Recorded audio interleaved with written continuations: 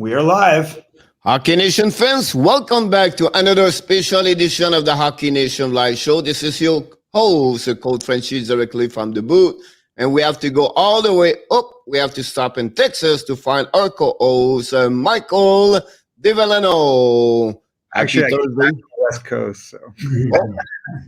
Again. California, I threw you off. I'm sorry. Very difficult to follow you, by the way. But you're on the west side of me, so that's a good thing about that one. Well, Coach Frenchie, I want to introduce Garry Davidson. And Garry is someone I've had the pleasure and luck to work with for a long time. Garry is the general manager of the Everett Silvertips of the WHL. So, Garry, thanks for joining us today. My pleasure there, Michael. So we keep this pretty casual, but maybe, I guess, just to start, because not everybody knows what the WHL is, but it's part of the CHL, right? That's right. We're one of the three leagues comprising the Canadian Hockey League. There's the Quebec League, the Ontario League, and the Western League. And so for people out there that may or may not know, that is Major Junior, which is 16 to 20-year-olds, probably the best 16 to 20-year-old leagues in the world, right? Yeah, I believe we are. Certainly, from my experience at other levels of junior hockey, I think this is an exceptional level. And certainly, I would endorse that statement for sure, Michael. So I think what's exciting about this is we get to see players at a really young age. We typically draft at 14, and then we see players who get drafted maybe 4 years later into the NHL. So that's probably one of the fun parts. Who are some of the players maybe that you want to mention that have come through Everett? Well, should we talk about the Florida connection here? Maybe. Yeah, we got two guys there, right? Yeah, we have two of our alumni there. Radko Gudas, who was here prior to my arriving in Everett, and then Noah Jolson has just come over from the Montreal organization to join Florida. We also have Patrick Bykoff there, who's in the minors. So there's three of our alumni there. And then this past draft, our Finnish defenseman, Kaspar Puutio, was drafted in, I believe it was the 5th round. And Kaspar is still back in Europe because our season obviously didn't start on time, and we weren't even sure it was going to start. So he's remained in Finland and is playing in their elite league there. So there's a real Florida connection there with our organization. And also a couple of new additions to the scouting staff there.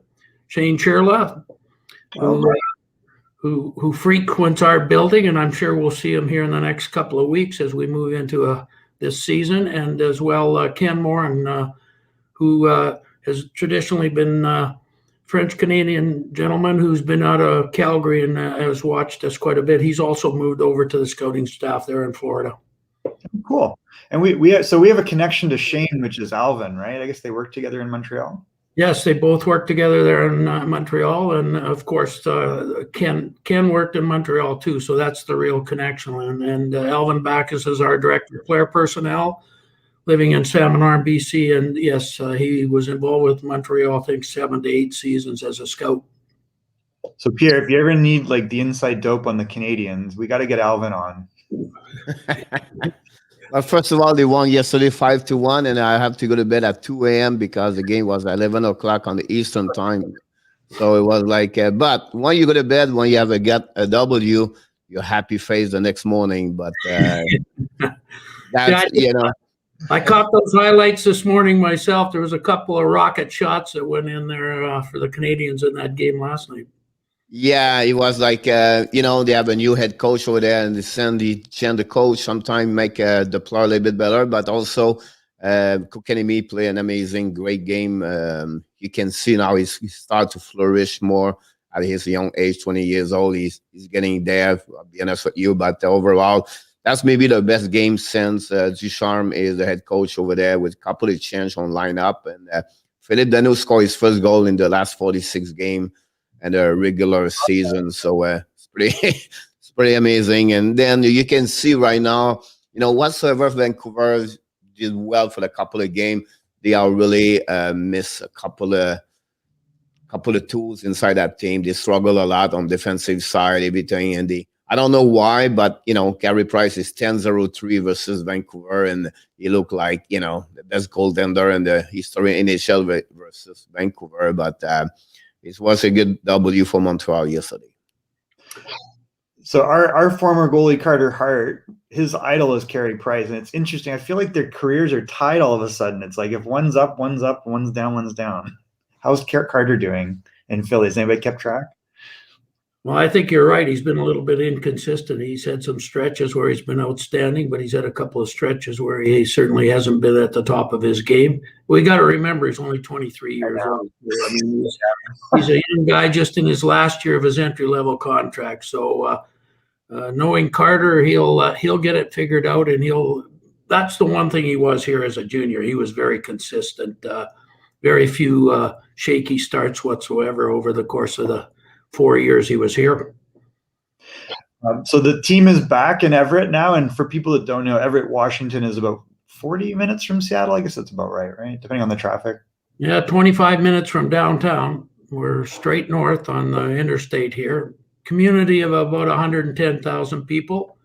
Naval base here. So it probably at one time was a real blue-collar town, but with the growth of Seattle and moving to the north, this community is growing substantially.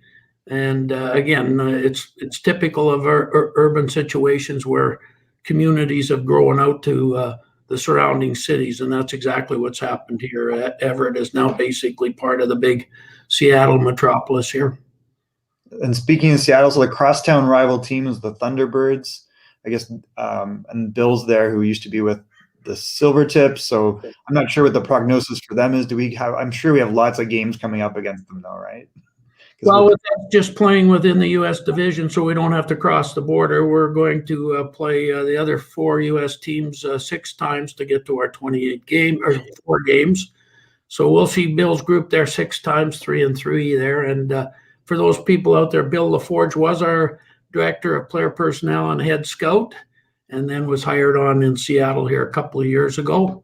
So now we go head to head with each other here, but still have a great relationship with each other. And he's doing a very good job there in Seattle. We actually had a question from Anthony. I don't know if you can see this, Gary, but it says, Mr. Davidson, I'm wondering, as a general manager of a minor league team in Canada, if it's the same pressure to be a GM of a team there compared to the NHL for Canadian teams. I think that's very true.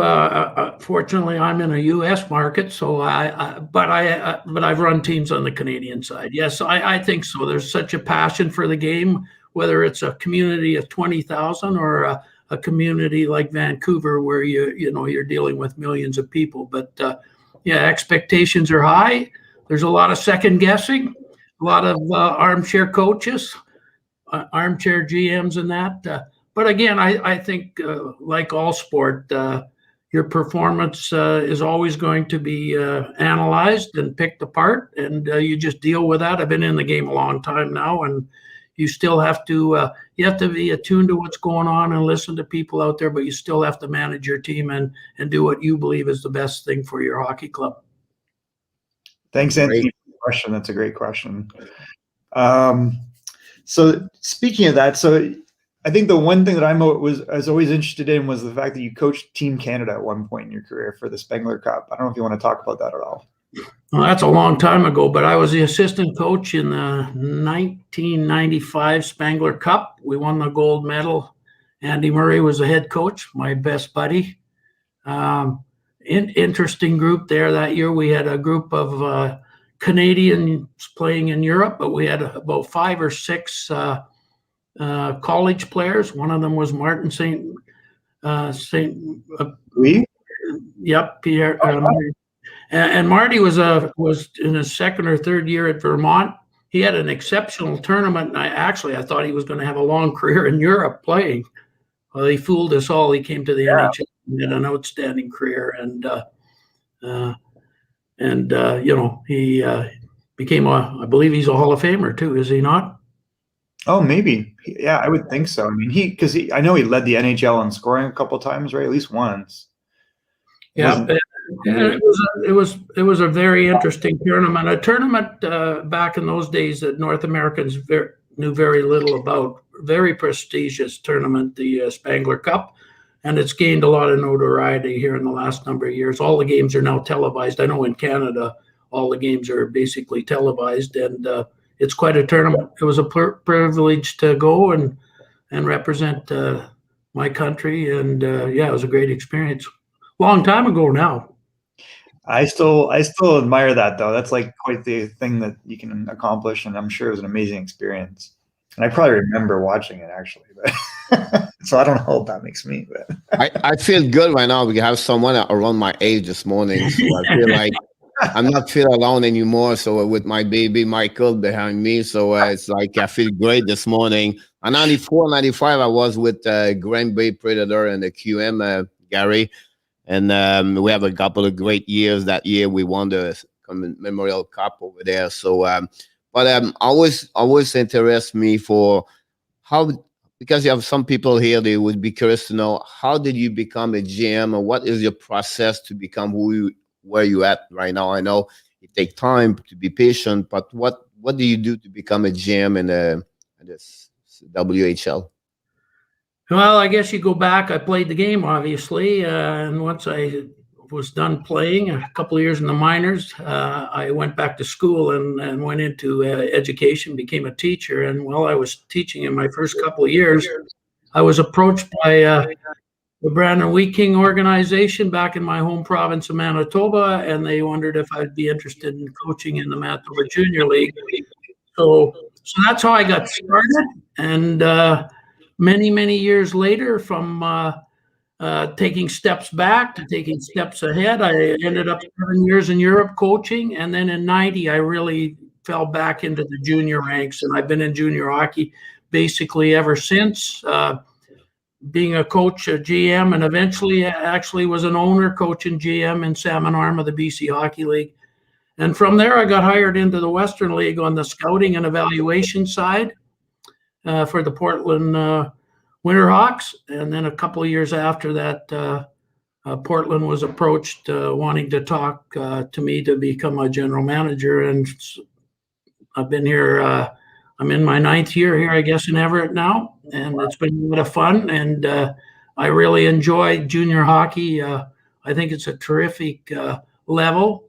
You're dealing with those 16 to 20-year-olds who are all aspiring to get to the next levels.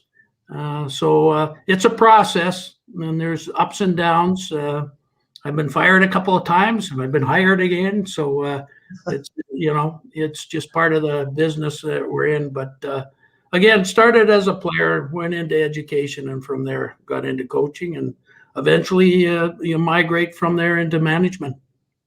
So since you are really involved with this for many years now, what do you see in the hockey for the change for the last maybe 10 years, where today it's not the same like 20 years ago, 10 years ago, about your job as a GM? Well, the game has changed immensely. I just go back to my early years, and you just look at, first of all, the evolution of goaltending. It's just amazing how it's evolved. We've gone from very quick, athletic, smaller guys who work the angles, and to now we have these big guys that cover the bottom of the net and take away so much of the net, and that's really changed. But the other thing that's really changed is the whole skill and speed and tempo of the game. And that didn't happen overnight. It's been a process.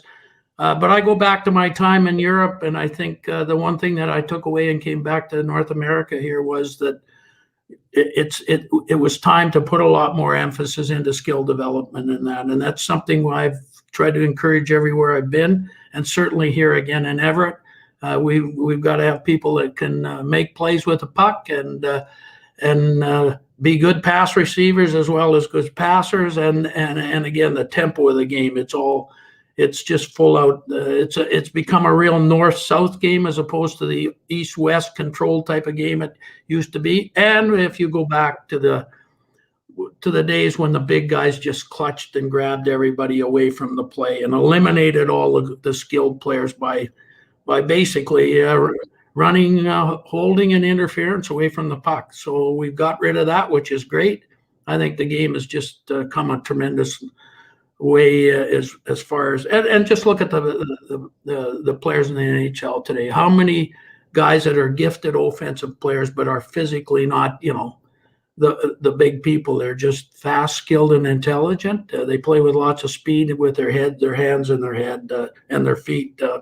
it's changed immensely. And I think that's the one thing that I've tried to do is make sure that I'm staying up with what's happening currently. As they say, if you don't adapt, you become extinct. So that's something I try to keep as part of my philosophy. You got to keep up with the times.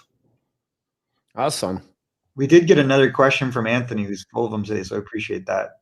He's asking if you're one of the old school GMs that you're not a fan of using analytics when evaluating talent for the draft, or if you prefer film or the eye test. So.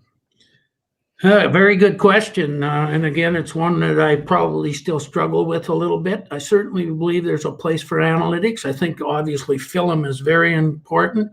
But again, film doesn't show the whole picture. So I like to be at games and I like to watch the big picture, what's happening away from the play, body language of players and all those other things. But certainly, last night at home, I was on video watching, some young players, some European players and that. So obviously that part is important. And again, probably because of my age, I'm not totally in tune with all the analytic aspects of the game, but I certainly don't ignore that. But again, for me, I sure like the eye test big time when it comes to evaluating players. Great question, Anthony. So the upcoming season is finally getting underway in the W. What are you looking forward to, and any predictions for how things are going to go? Well, again, I think we have to be realistic. It's 24 games without playoffs, so it's development. We've got a very young group here. We're going to carry 4 16-year-olds, and normally in our league, it's an average of 2 per team. We got 3 or 4 new rookie 17-year-olds.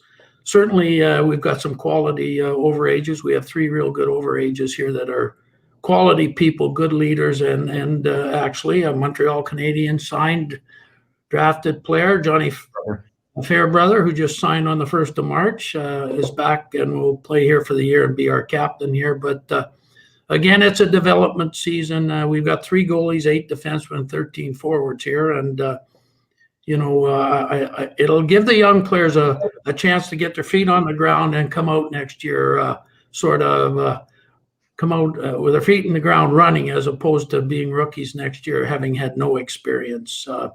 The disappointing thing, and it goes back to last year, I thought we had an excellent team last year to make a playoff run. We didn't get to do it.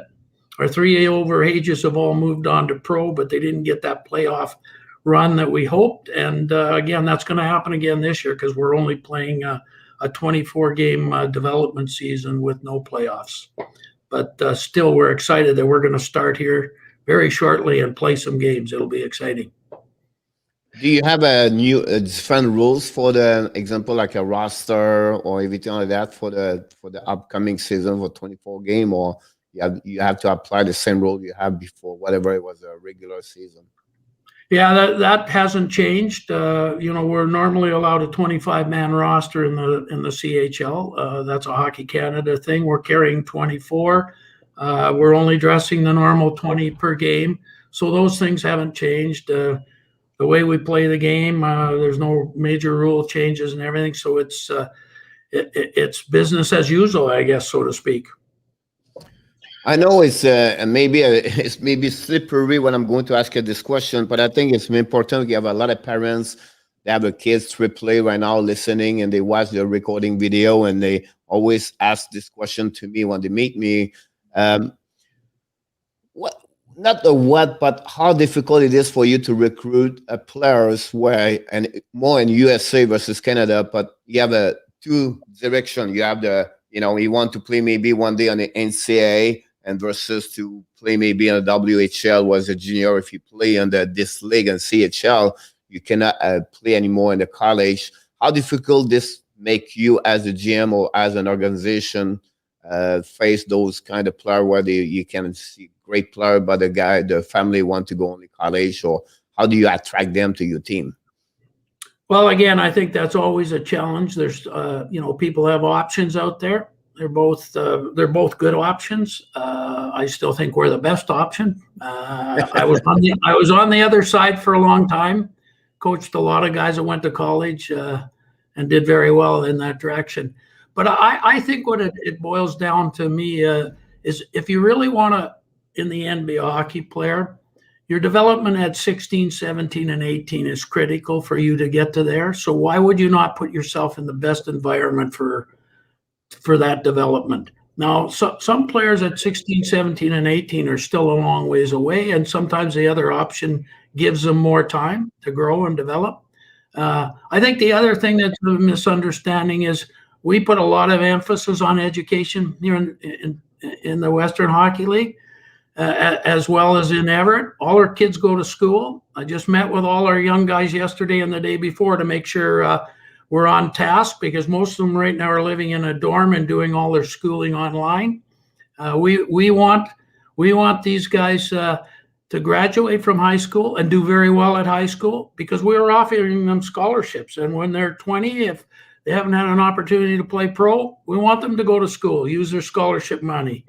So I think we offer the best of both worlds here. And I'm very convinced that any player that comes to play in the Western League, in particular here in Everett, will get everything they need from the game and also for their future. That's one area I think they should promote more. One of my best friend is Jim, and Chicoutimi, Saguenay, Yannick Jim, and I think they should promote more the scholarship the player get at 20 years old when they play in the CHL, because I think that many people, when you go to showcase at 15 years old or the Bantam or midget AAA, they don't know about that kind of scholarship you can get after you finish your career in the CHL. I think that's something they should promote more, because you have great scholarship at the end for any player to play on your team and also in your league. Yeah, it's a great thing. It's guaranteed too. I mean, you play, it's 1 year of schooling for 1 year played, up to a maximum of 5 years. So if a player enters the league at 16, they can put away 5 years of schooling if they play in the league through to their over age 20 year. And again, the other thing we do as we move through the regular seasons, we continue to pay for education. For example, players that are in our system now, if they want to take college courses or any other aspect of educating themselves, we're paying for that as they move from one season to the other, and still maintain their scholarship at the end once they're finished their career in the CHL, in particular here in the Western Hockey League. Yeah, that's, I think, is really important for the people know about that. Most for the parents, because they are really confused sometimes what's the best, or they want the best for their kids, right? And I think that's really important. They knows whatever you go that direction, still your son have a chance to have a scholarship at the end. He could be a great and go school and also play a great hockey. Yeah, it's interesting to look at the numbers. Like it's not insignificant, and it's not new. It's been going on. It's just 26 years as of, what is it, 2 seasons ago, 2021, so last season. So I mean, it's a great program. I mean, I think for players that are considering both, I'm always excited to tell them about it, and I don't think they know about it. To your point, Pierre. Yeah. I think that's one of the things that we have to do a better job here, is explain what our scholarship program's all about. I think one of the best ways, I heard another GM in our league say, you come to a Western Hockey League game and watch it, everybody on the ice has a scholarship. That's a good point. Everybody on the ice has a scholarship. And that's and I'll go back to my old days when I used to recruit against major junior, and I was at the junior A level. I mean, in a number of years back, they talked the talk, but they didn't walk the walk in the Western Hockey League. That's not the case anymore. Our teams work very hard to make sure our players get educated, graduate, and get to utilize their scholarships. And I'll be honest, in the old days, there was guys that they didn't even go to school and finish their high school. They just fell into that trap of just focusing on hockey. And you know how, in the end, it's only a handful of guys that make it to play in the NHL. And lots of guys play a little bit of minor, and lots of guys never play any pro. So again, Everybody on the ice has got a scholarship, so I think that's an important message. That's right. And I think, and one thing I think we need to mention, Gary, is I think the fact now the student can go online school help you, the program for you guys in CHL, because you know how many hours we are on the bus, right?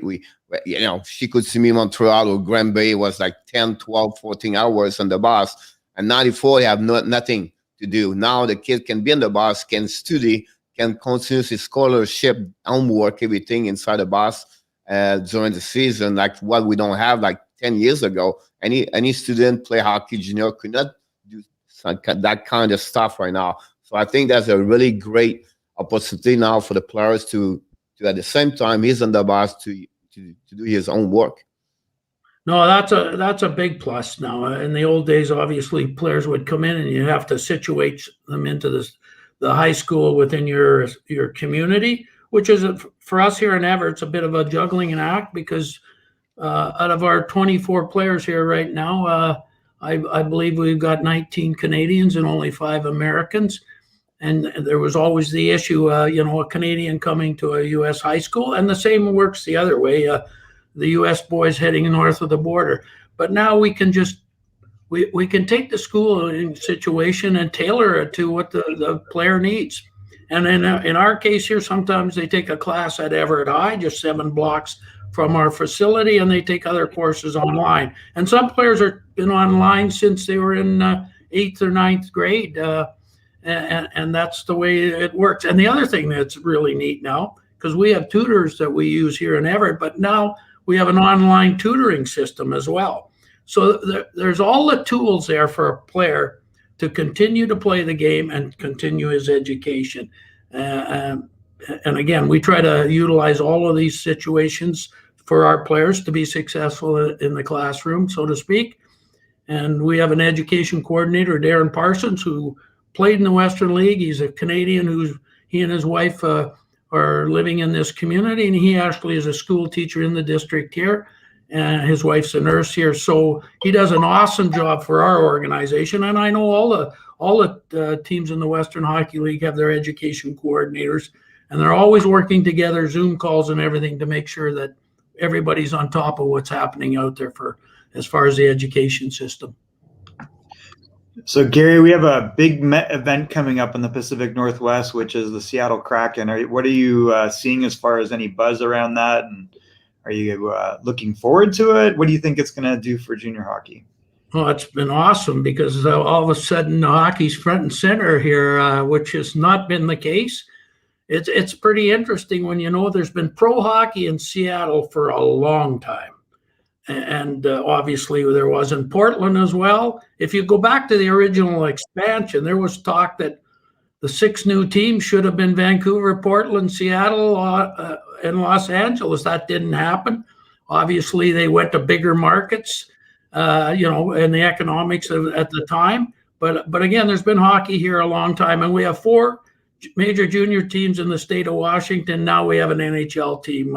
So the hype is there. So I think it's going to be positive for the growth of the game. We hope it'll help sell more people into the game, which we hope will benefit us as far as our fan base. And our fan base right now is very good.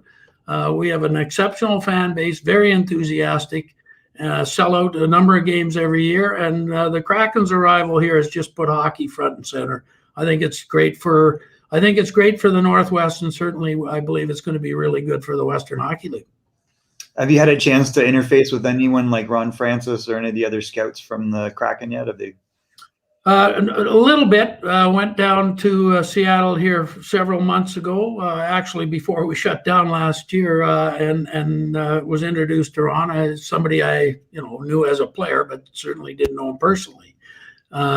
And again, I'll be honest with you, not a whole lot from my side because I'm so busy doing my own job here and dealing with. And I'll be honest with you, when we shut down in March, I was back to Canada for 6 or 7 months, where my family and I reside and have our permanent home.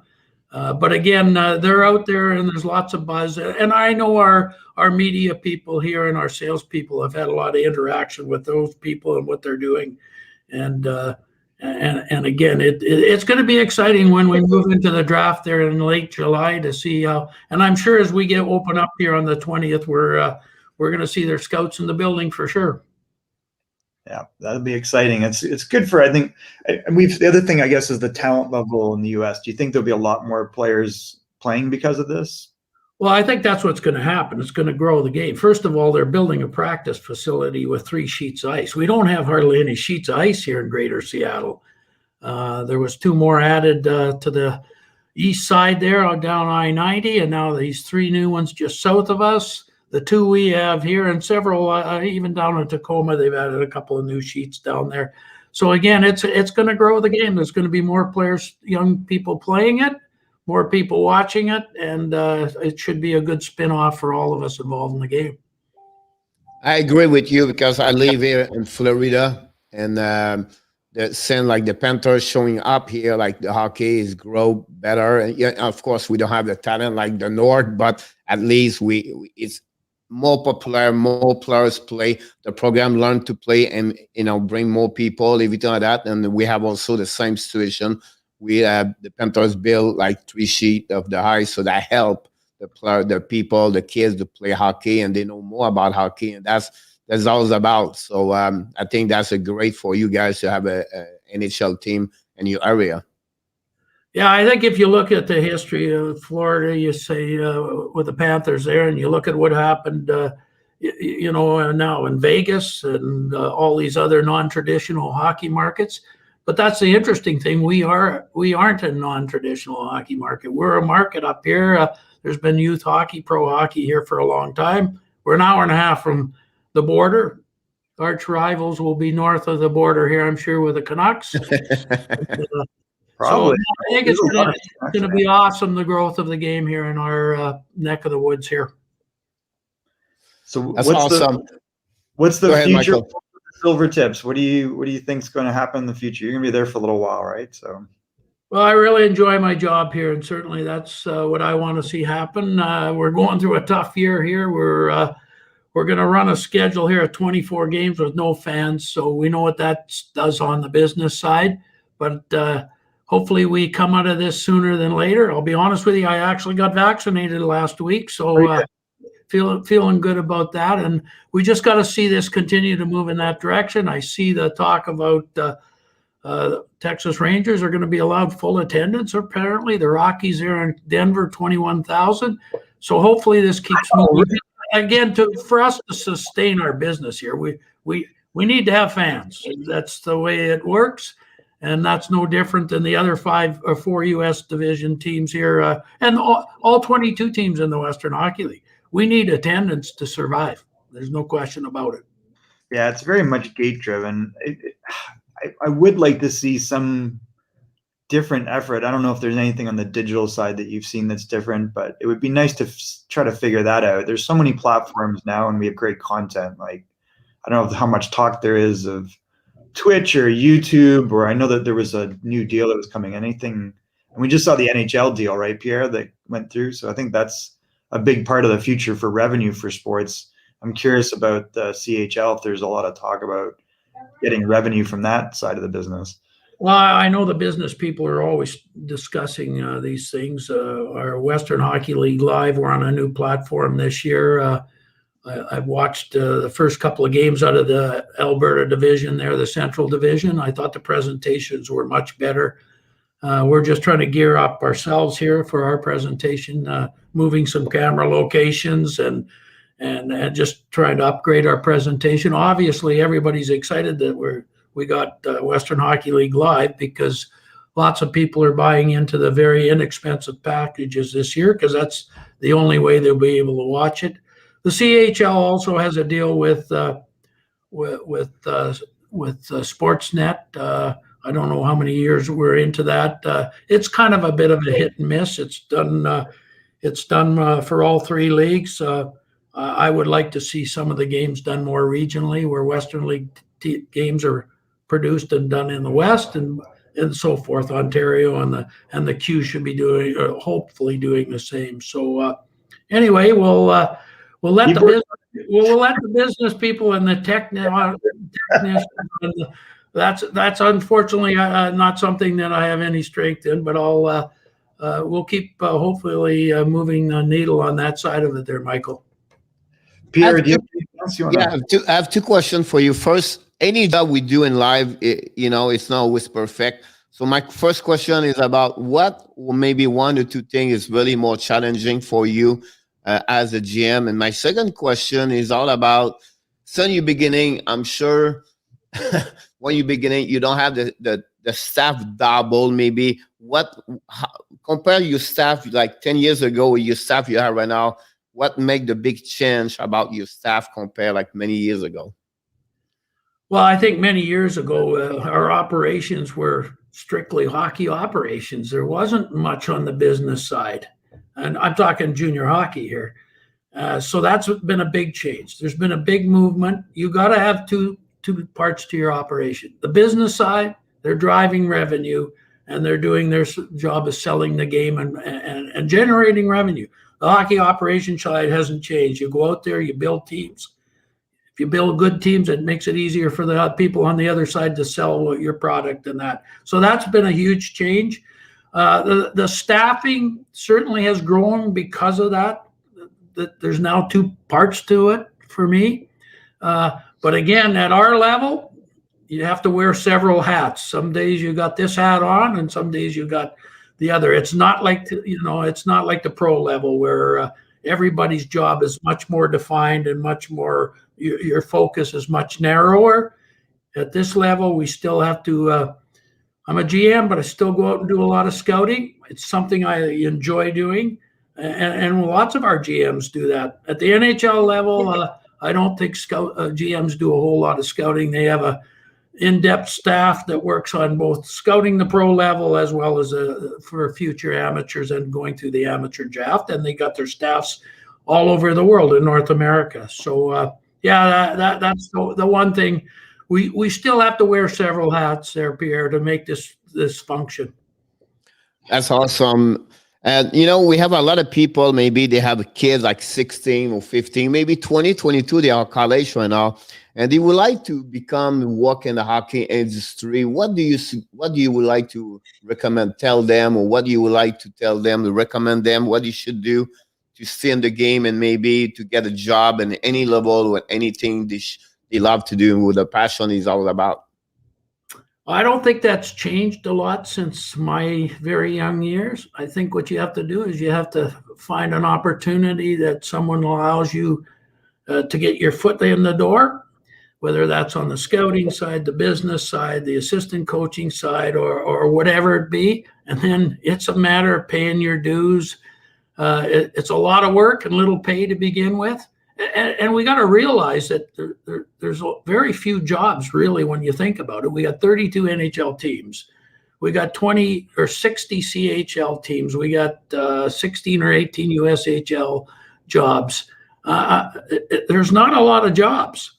So if you want to get into the profession, whatever aspect that might be in sport, and that's not only in hockey, it's all sport, you really have to pay your dues, and it's a learn as you go situation. You can't go to school and get a degree in this. I encourage everybody to get a degree, whether that's in education or maybe it's in the technical end, whatever, because you can utilize that to get yourself and advance yourself in the game. But again, you go to medical school and then the next thing you're in a hospital working. Well, it doesn't quite work like that. Or you go to law school and then you're in a law firm. There's just not a lot of opportunities. So you really gotta. I guess the other thing, it's networking. Make sure you work hard for people and stay connected, and good things usually happen. It's no different than our players. Our players are given opportunities. They got to make the best of them. They got to work hard and grow themselves both on and off the ice so they get an opportunity, because, again, there's not many pro hockey jobs either. I like your last statement, because that's what I was going to bring to you. Is the same thing we said to our players every single day. It's the same.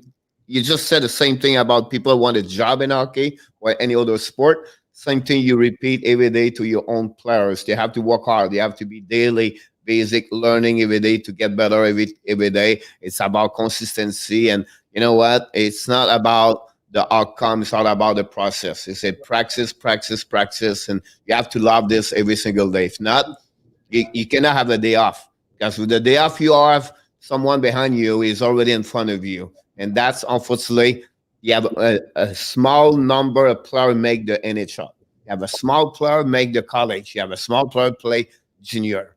And it's all about your daily practice. You have any other secrets? That's how it works. And anything you do in life. I know you become GM, but look about where did you start? It's a ladder, right? One square at a time and 1 foot at a time. And I think one more thing I would say that you're networking. Don't hesitate to talk, ask questions. Don't hesitate to shake your hand, show up, and talk with people. If not, nobody's going to see you who you are. No, I think when I come back, it's not a sprint to where we get in this business. It's the marathon. I mean, that's an old cliche, but it's so true. You can't take a day off. You got to keep plugging away. And some days, I mean, it isn't like you're working 12 to 14 hours, but every day you're putting something into your profession, whether you're a player or whatever, a GM or a coach. Every day you're constantly doing something to stay fit for the marathon, so to speak. Absolutely. I know it's not easy for sure. Michael, do you have something else? You want to go for the question? Or? I was just going to ask Garry a couple quick things. One is maybe just mention and talk about the coach in Everett, Dennis Williams, because I know there's a lot of talk about him in the future and what he's done in Everett so far. Yeah, Coach Dennis Williams here, Willie to all of us, has done an exceptional job. He came over here about 3 years ago and became very tight with him. I think he's one of those guys that's aspiring to get to the next levels, and I believe that'll happen. But that's also what he tells us, all our players here. You came here to get to the show, and I came here to get to the show too. He's very demanding, but he's also very fair. And again, I think as Pierre said, he's working each and every day, and he expects his players to do that because they all want to get to the same place. And I think for Willie, that's going to happen. He's been heavily involved with Hockey Canada in the last couple of years. And I wouldn't be surprised in the next couple of years you don't see him on the World Junior staff. And in fact, I think he'll end up being a World Junior coach. I think he's got that potential. And again, at some point we're going to see him, I believe, in the NHL in some fashion in the coaching area. And again, we're very fortunate we brought him in here 3 years ago, and I'm just so pleased working with him. He does an exceptional job. And Louis Mass, his assistant, has done a really good job. They're buddies from Bowling Green back when they played college hockey together. And that's the interesting thing about Dennis Williams. He's also an educator who played in the college game. He's coached at several levels of junior, the North American League, the USHL, and now in the Western Hockey League. A vast amount of different experiences. And again, he's done a terrific job here, and I'm excited about how our team performs here in the next 24 games, because I can tell you we won't get outworked. I know that. I think the thing that I notice is, one, the communication it's not it's not buddy necessarily, but it's I think it's very positive. That's my observation, and I think the preparation he does is exceptional. Like, I really noticed that. I don't know about yourself, but. No, there's no question. His preparation, we talked about this just a couple of days ago, and we were reflecting back on our own days playing and preparing for the next game. Well, my goodness, back in my day, I don't think there was any preparation other than we knew we were playing Friday night and we're going to be playing in Syracuse or somewhere. That was it. And then obviously video has come in, and then even Dennis mentioned, he said the preparation today is, and what the tools we have to do this preparation are right there. But he works exceptionally hard, 24/7. And again, I think, Michael, you were alluding to the fact he's really hard on people, demands a lot, but he's a really good person. So when away from the arena, he's there to support you as a person, as a friend, as a colleague. and as an ex-player, he does an exceptional job in that regard as well. Yeah, it's exciting to see coaches come through Everett and advance. Actually, Mitch Love has done very well as well, right, in Saskatoon, and then we saw him on the bench for Team Canada this year. Yeah, Mitch was in his first year when I arrived here, and he's grown unbelievably in that period of time, and got the opportunity once a head job came up, and he was offered the job. So he's been in Saskatoon there, and also heavily involved with the national team the last couple of years as an assistant coach. So yeah, Mitch is doing very well. A Silvertip through and through, though. I mean, he played the game here and coached here. Right. Was he a captain? He was a captain, wasn't he? Yes, he was. He was. And anyway, yeah, he's doing very well, and great on him, because he's another guy that's worked exceptionally hard to get to where he is. All right. The last thing I'll just ask you is about your friend Andy Murray. What is he up to, and what's going on there? Well, Andy's at Western Michigan. He's been there for a number of years. We probably don't get to see and communicate with each other as much as we want, because we're so busy. But he did have a birthday last week, so I. Oh, okay. There you go. Happy birthday! And but again, he's got a big weekend. His team at Western Michigan, I think, has won 5 or 6 in a row here, and they're on a positive upswing. I think they play Minnesota Duluth there in Grand Forks, North Dakota, at their conference playoff there. So I wish him well. I know early on he lost his goalie, and they had a struggle for a few weeks until one of his other guys stepped up. And again, I don't get to follow him quite as closely as you'd like to, but we do have plans to see each other here in the off season. Well, we actually, I'll ask you 2 things. One, thank you, first of all, for joining us. It's a lot of fun to have you on, and I always enjoyed speaking with you. But it would be great to connect with Andy. What do you think, Pierre? Andy and maybe even Wylie, right? If they'd be willing to chat with us at some point on a future episode. That'd be great. That'd be awesome to get this. First of all, Garry, thank you so much. First of all, take your time. You are a busy man. I understand. And then that showed to me one thing. Honestly, I don't know really you. It's the first time I met you, but that shows how you care about your personal people, and to take your time to be here with for us, for Michael. That showed me what kind of person you are. So I just want to say thank you so much, and I wish the best for you guys. And because I'm Michael now, I follow more my the Silver Tip. I know more about your team, and then I wish good luck for the whatever we call it, a season of 24 games. Still a season. We're happy to be playing. Yeah, we're excited to get back on the ice here. I can tell you the last 6 days here, these players have been pumped because they've been waiting for months and months to do it. And, it's interesting when something's taken away, you really sometimes, obviously, we take things for granted. And our game was taken away for a long time here. So we're back at it, and hopefully we keep going in this direction here. That's awesome. Thank you so much again. I appreciate it, Garry. Thanks very much for having me. Anytime, fellas. I enjoyed it. Awesome. I appreciate that. This has been another episode of Hockey Nation. What do you want to wrap up with, Pierre? Good. We can finish this right now. So thanks again, everybody. Look forward to see you tomorrow, Friday, 11 o'clock Eastern Time, for another great episode of the Hockey Nation Live Show.